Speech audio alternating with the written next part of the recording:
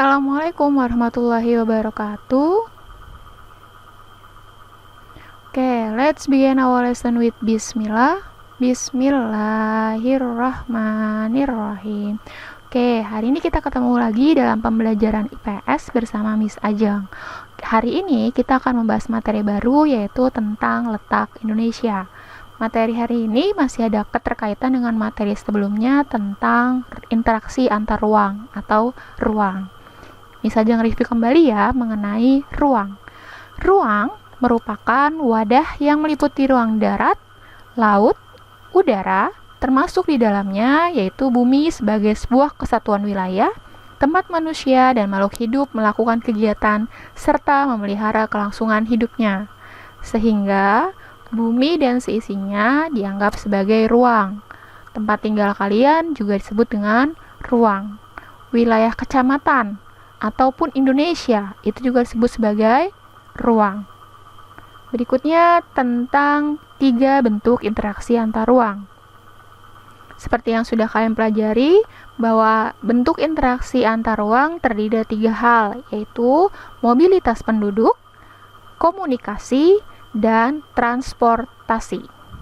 Nah, dari interaksi antar ruang ini, maka ada 3 konsep yang mendukung kegiatan tersebut. Yang pertama adalah kesempatan antara, bahwa ketika misalnya daerah A dan daerah B itu jaraknya lebih dekat dibandingkan dari daerah A ke daerah C, maka kesempatan antaranya lebih mendekati yang A ke B. Berikutnya adalah saling melengkapi. Sebagai contoh, misalnya kota A menghasilkan gandum, sedangkan kota B menghasilkan ikan. Maka kebutuhan kota A dan kota B saling melengkapi. Dan terakhir adalah kemudahan dalam akses transportasi. Sehingga nanti ini akan membentuk kekuatan atau kelemahan interaksi antar ruang yang terjadi dari satu wilayah dengan wilayah yang lain. Nah, terkait dengan hal itu, kita akan membahas letak Indonesia. Dalam pembelajaran hari ini, apa sih yang diharapkan dalam nanti ketika kalian sudah selesai melakukan pembelajaran?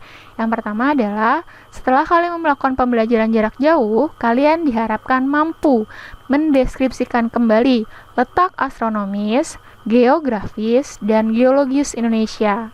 Yang kedua, kalian juga diharapkan mampu mendeskripsikan kembali dampak dari letak astronomis, geografis, dan geologis Indonesia. Dan yang terakhir, yaitu setelah pembelajaran ini, kalian diharapkan bisa mendeskripsikan potensi sumber daya alam Indonesia. Kita mulai ya pembelajaran hari ini. Sebelumnya kita akan nyanyi bersama tentang lagu ini, ya, salah satu lagu nasional Indonesia yang menggambarkan bagaimana letak Indonesia.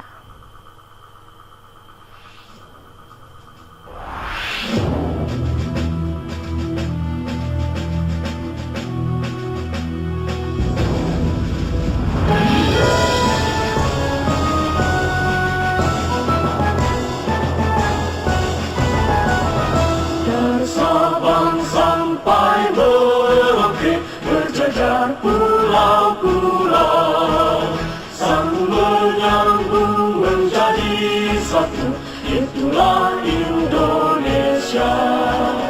Indonesia tanah airku, aku berjanji padamu, menjunjung tanah airku Indonesia.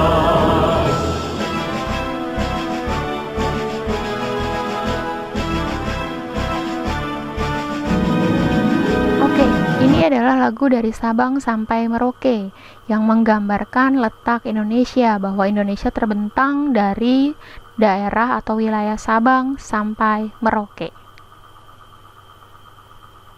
Next, ini adalah gambar bumi, gitu ya. Ini digambarkan bahwa bumi itu bulat pepat. Nah, kalian akan melihat ada garis-garis yang terdapat di gambaran bumi ini. Ada garis yang melintang, ada garis yang tegak lurus atau vertikal. Nah, kita cek sama-sama ya. Oke, ini adalah garis yang bentuknya vertikal, yaitu menghubungkan dari kutub utara dan kutub selatan. Ini disebut dengan garis bujur. Ya, jadi garis bujur adalah garis vertikal yang menghubungkan kutub selatan dan kutub utara bumi. Nanti garis bujur ini terbagi menjadi dua, yaitu bujur timur dan bujur barat. Bujur timur adalah, kalau kalian lihat di peta, adanya di gambar sebelah kanan. Sedangkan bujur timur adalah yang adanya di sebelah kiri. Oke, next. Berikutnya adalah garis yang membagi bumi menjadi dua wilayah, yaitu lintang utara dan lintang selatan. Maka garis lintang adalah garis khayal atau imajiner yang melintang di permukaan bumi dari barat dan ke timur, yaitu garis lintang utara dan lintang selatan. Kalau kalian lihat di peta, ini adalah garis bujur. Sebelah sini adalah bujur timur. Yang sebelah sini adalah bujur barat. Dan yang ini garis yang melintang disebut dengan garis lintang. Yang bagian atas disebut dengan lintang utara karena dekat dengan kutub utara, sedangkan bagian bawah disebut dengan lintang selatan karena mendekati wilayah kutub selatan. Sampai sini paham ya? Next, kita akan membahas tentang letak astronomis. Letak astronomis adalah letak sebuah tempat, ruang atau wilayah dilihat dari garis bujur dan garis lintangnya sebuah wilayah. Oke, ini adalah Indonesia. Indonesia terletak pada 6 derajat LU sampai 11 derajat LS dan 95 derajat bujur timur sampai 141 derajat bujur timur. Secara umum, Indonesia berada di kawasan bujur timur.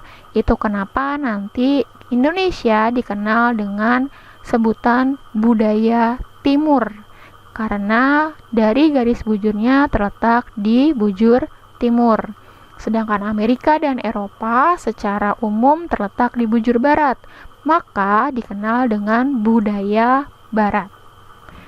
Oke, apa sih misalnya dampak dari letak astronomis Indonesia? Oke, dampak letak astronomis Indonesia. Yang pertama adalah Indonesia memiliki iklim tropis dengan beberapa ciri. Yang pertama adalah curah hujan yang sangat tinggi. Jadi di Indonesia itu curah hujannya cukup tinggi. Kedua, yaitu terdapat hutan hujan tropis yang sangat luas. Ini membentang di wilayah Sumatera, kemudian juga di wilayah Kalimantan dan Papua. Yang ketiga yaitu sinar mataharinya ada sepanjang tahun.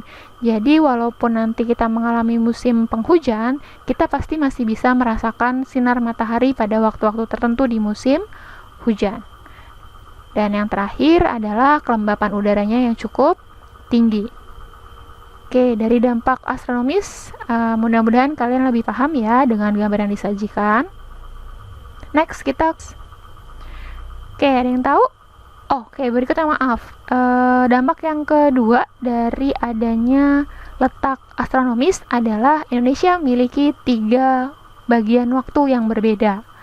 Ini gambarannya, yang pertama adalah waktu Indonesia Barat, waktu Indonesia Tengah, dan waktu Indonesia Timur.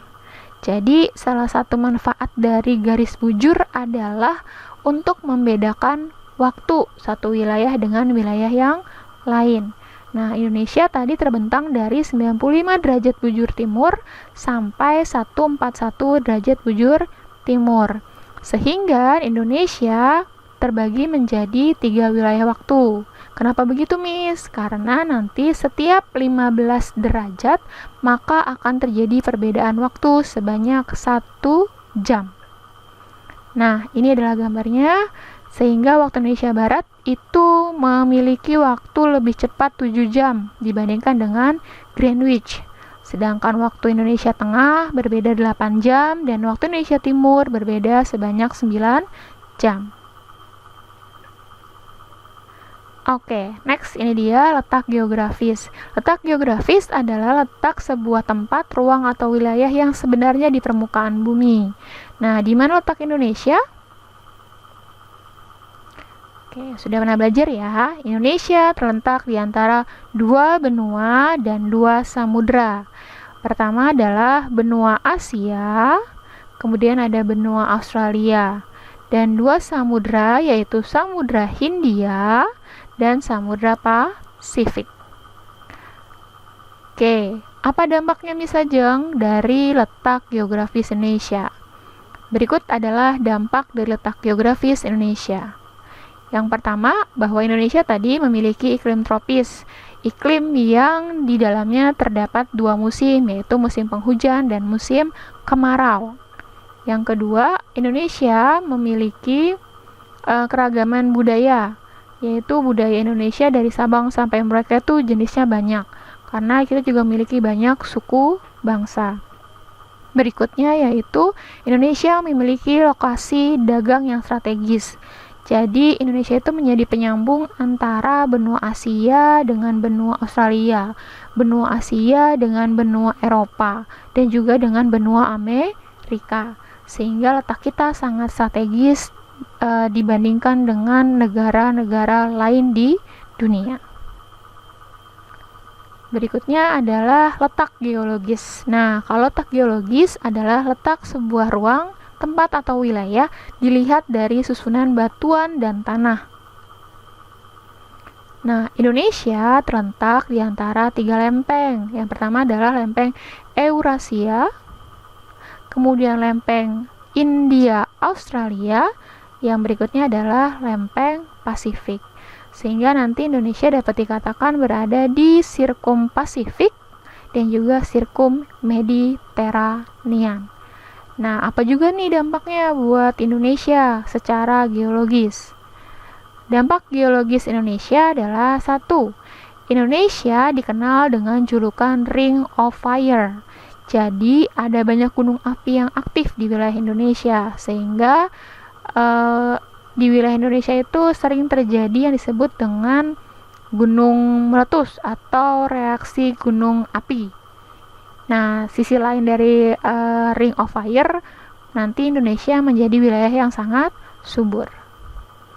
Berikutnya adalah Indonesia menjadi daerah yang memiliki banyak sumber bahan tambang dan mineral, seperti emas, besi, perak, dan lain-lain.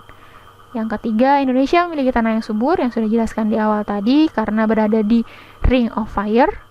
Berikutnya adalah rawan terjadi bencana alam, mulai dari gunung meletus, banjir, kemudian tanah longsor, bahkan sampai tsunami.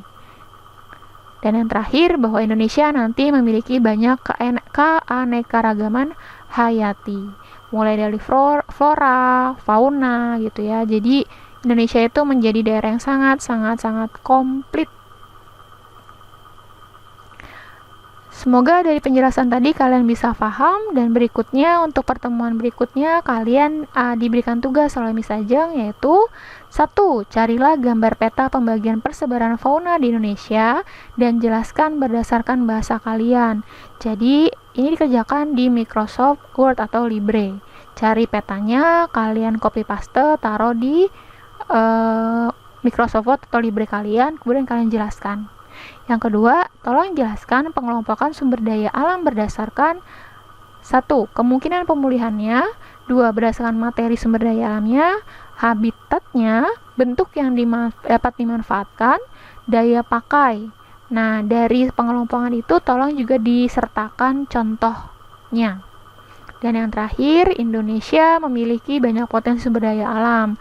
Tolong kalian jelaskan atau berikan contoh apa sih potensi sumber daya air Indonesia, bagaimana sih potensi sumber daya hutan Indonesia, bagaimana juga potensi sumber daya tambang dan kemaritiman di Indonesia. Oke, tolong dikerjakan di LibreWord atau di Microsoft Word, kemudian kirim ke Classroom sesuai dengan waktu yang sudah ditetapkan. Dan terakhir, mohon kalian membaca materi mengenai peta, atlas, dan globe untuk pertemuan berikutnya. Terima kasih untuk hari ini, semoga ada manfaatnya. Let's say alhamdulillah. Alhamdulillahirabbil alamin and kafaratul majelis. Subhanakallahumma wa bihamdika asyhadu alla ilaha illa anta astaghfiruka wa atubu ilaik. Oke, terima kasih untuk perhatiannya hari ini. Assalamualaikum warahmatullahi wabarakatuh.